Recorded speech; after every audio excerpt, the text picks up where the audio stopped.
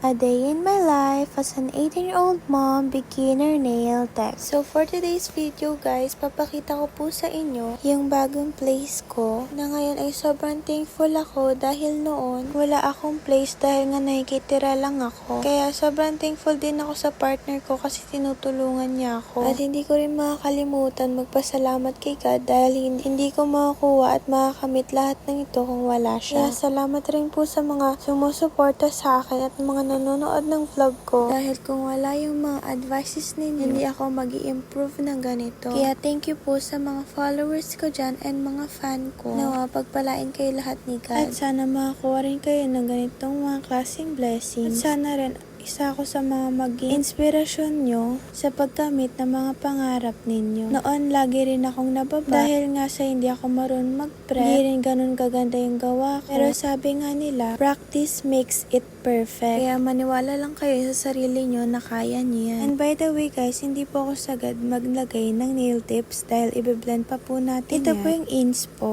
And this is the result. O diba? Kahit pa paano may improvement na tayo. Kaya trust yourself sis. I-improve din tayo katulad ko. Ang pretty, diba? Ito pala feedback ng client ko. Graded pala tayo sa Anivan 5, Bacoor, Cavite. That's all for today's video guys. Thank you for watching.